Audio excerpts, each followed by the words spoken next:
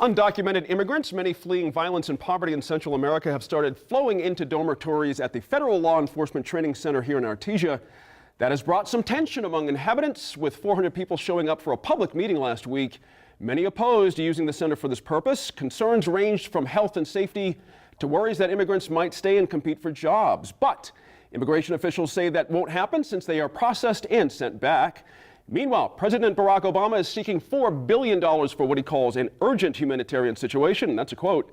But that is garnering serious opposition from Congress. Sophie, an article in the New York Times I want to point out here had a very interesting catch here that part of this problem is due to a quirk in a law that we passed a few years ago to combat child trafficking, sex trafficking across the border, and it's come back to sort of haunt us a little bit. It's right. Explain that just quickly, and then we'll kind of roll into. Well, I mean, I think one of the things that we see there can be a tendency to say, you know, this is something we've got to defend against. This is we're trying to keep our borders, but our laws do have consequences, and I think it really sort of strikes to this idea that there needs to be a larger political solution, because at least a portion of this, it's not just the sex trafficking law, it's our interaction with Central American and South American countries, the way we politically, militarily, economically interact with those countries, and that we really do need a much larger solution than just, I heard a great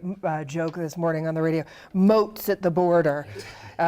With sharks and lasers. We need to really deal with this on a political level, because that really is the genesis of a lot of what we're seeing. Because the numbers are frightening, Tripp. You know, you can't blame anybody for pushing the panic button here. But to Sophie's point, you know, there are short-term solutions, there were really short-term solutions, and then there's getting real, about this. I want to say two things. I want to take a step back. Actually, the LA Times won a Pulitzer Prize about 10 years ago, profiling a young man, Enrique, who came over the border. This is not a new phenomenon. Now, there's been a spike, but I also, taking a real step back, and people can question me on this, I also think that I wish Americans didn't just debate this as if we were just kind of like in our own little bubble, because in some ways, historically, the United States has helped create some of these problems.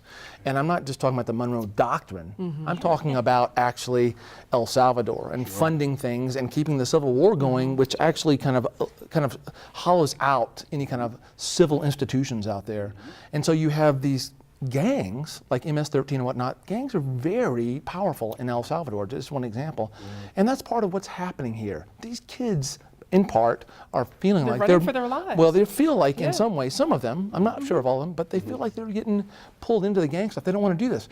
The United States needs to actually show a mirror to itself and talk about some of our history here and how we've actually been, that's been our playground for a century. Rob, interesting, I hear people talk what Tripp's talking all the time, compassion.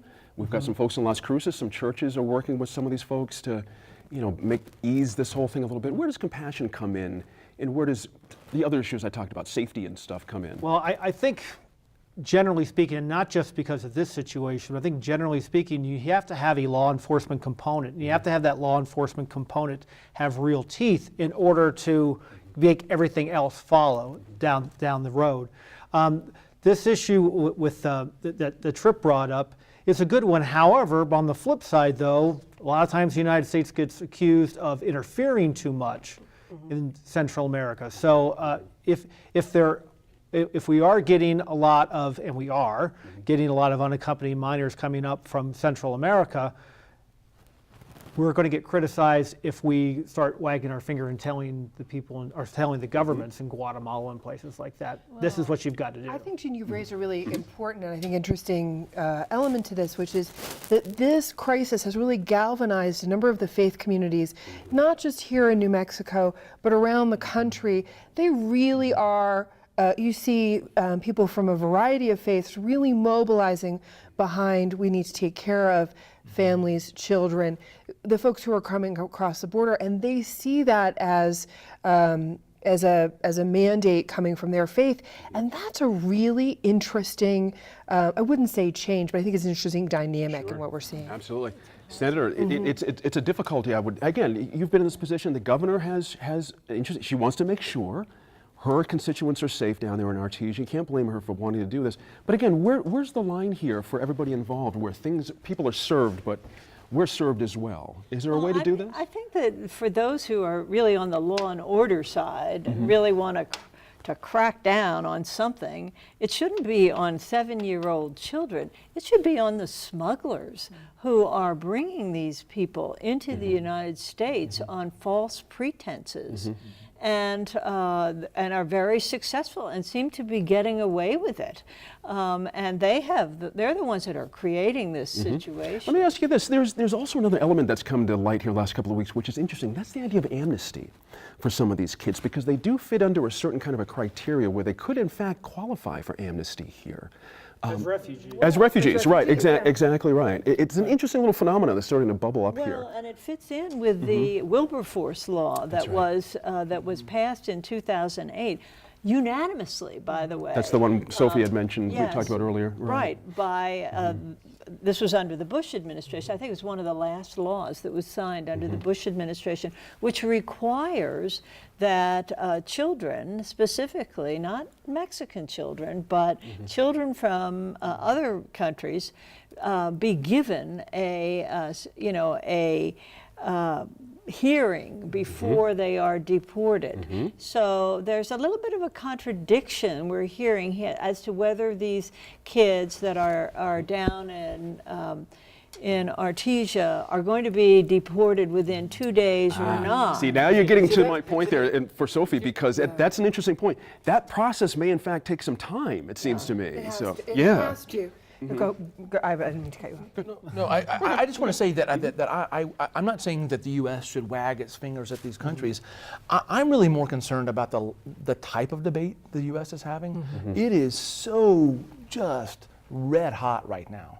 And if actually you talk about context, I think that does actually, if you bring in context, I think that does allow someone to actually think through in some cases. That's what I wanted to Well, you were say. talking about compassion. The question is, there are limits to compassion. There's also incentives. I mean, it'd be one thing if there were a couple hundred unaccompanied minors coming across here. We're talking at least 52,000 just children. Yeah. You know, that's what brings up the question. And then on top of that, we've got a bad economy. We've had a bad economy for a long time. Right. And there comes a time where people think, well, how many people, why can't we take care of the people we already have here? Sure.